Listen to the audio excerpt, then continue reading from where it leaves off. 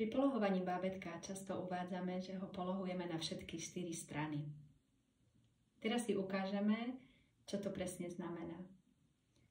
Takže pri skladaní bábätka z polohy klbko najskôr ho ukladáme tak, že dáme do kontaktu s podložkou panvu, potom bok a nakoniec hlavičku. Takto normalizujeme cestu, že bábätko vníma pohyb a vidí, kam jeho telo smeruje.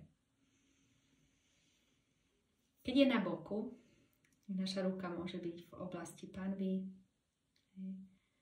Vlastne dovolíme akoby jemnou váhou ruky, aby bábätko vnímalo spätnú väzbu od prostredia, od podložky, ako vlastne zosadlo svojou váhou. A potom tu, podľa toho, čo ideme s bábätkom robiť, alebo keď už ono sa vie same pretáčať, si môže vybrať, či pôjde do polohy na brúšku,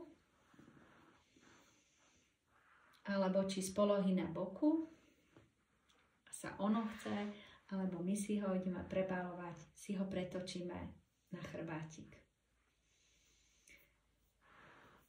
Takže tu, v tejto polohe, môžeme bábätku dopriať opäť takú skúsenosť s formovaním a s upevňovaním stredovej línie. To znamená, že máme pre neho pripravenú nejakú mäkkú hračku. Ja používam overball a vlastne tým, že je to mäkké, bábätko môže skúmať povrch a zároveň vie aj chytiť. A loptička je umiestnená v oblasti brúška a vlastne tu má ručky hore. A ja môžem potom pokrčenými kolienkami a držím nôžky za oblasť predkolenia. Netlačím na chodidlá, lebo tie by reflexívne tlačili späť proti tlaku mojej ruky. A vlastne tu sa môžeme tak pohrať s panvou. Jemne pretáčame bábätko na jednu, na druhú stranu.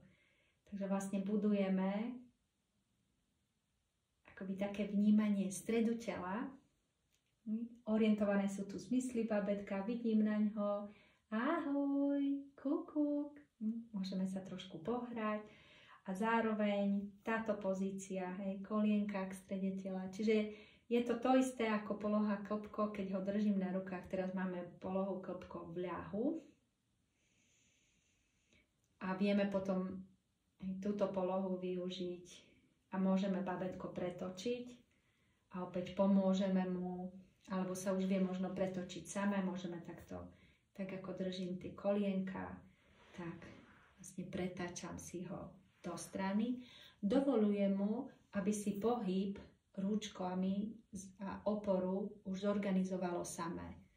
Takže mám len tu a vlastne pomaličky, vždycky oddychová pozícia na boku. Opäť, aby sme dovolili akoby tekutine, telesným tekutinám, ktoré sú v tele, by bábätko mohlo vnímať, akou pôsobením gravitácie je tok smerom dole. A vlastne po chvíľočke pomôžeme bábätku a ono si môže zorganizovať tu svoju oporu na ručkách. Môže sa stať, že bábätku ostane napríklad ručka zaseknutá pod teličkom. A tak to bude uložené na líčku. Nie je dôležité, aby sme mu tú ručku vyťahovali, pokiaľ sa zdá byť spokojné. Tiež to môžeme urobiť potom takým spôsobom, že nevyťahneme tú ručku my za bábätko, ale mu len uľahčíme, aby to mohlo urobiť samé. Napríklad jemne nadvihneme ramienko alebo odľahčíme trošku bok.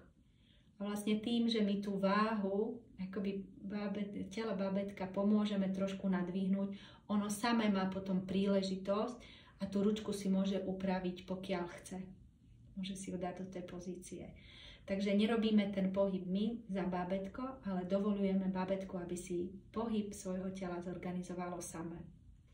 Takže mali sme bábätko na chrbátiku, mali sme bábätko na boku, mali sme bábätko teraz na brúšku a potom nám ostal ešte jeden bok. Takže opäť môžeme buď v oblasti panvy, môžeme bábätku aby ostalo ešte na druhom boku.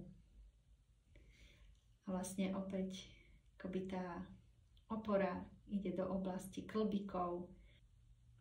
Chvíľočku zotrváme. A vlastne toto polohovanie na 4 strany nemusíme robiť takto za sebou. Tak to je to skôr ako keby taká aktivita, ktorú si môžeme spolu urobiť, ktorá umožňuje bábätku harmonizovať svoj svalový tonus. Lebo na každej tej jednej strane, kde je bábätko v kontakte s podložkou, sa tonizuje jeho svalstvo. Keď mu doprajeme takúto skúsenosť a vlastne v rámci tej aktivity sme teraz prešli všetky 4 strany, pomáha mu to harmonizovať svalový tónus telíčka. A samozrejme túto skúsenosť si môžeme dopriať aj my, keď si láhneme k bábätku.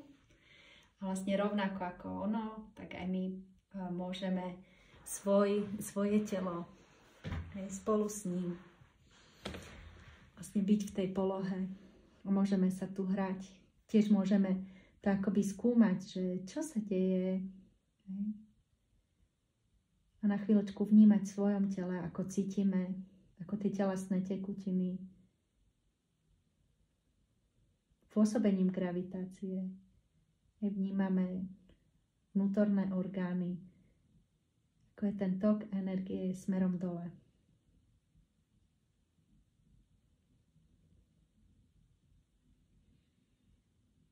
A samozrejme môžeme využiť aj svoje telo. Bábätko na brúšku napríklad môže byť na nás. Môžeme si ho takto uložiť. Môžeme sa spolu tú chvíľočku pohrať. Môže si nájsť takú pohodu na našom brúšku. A táto pozícia sa uprednostňuje aj pri bábätkách, pri ktorých máte pocit, že polohu na brúšku neobľúbujú. Tak vždycky maminé telo, alebo aj tatíkové telo, je dobrý štart pre polohu na brúšku. A potom z tejto pozície si môžete mu pomáhať ako keby nájsť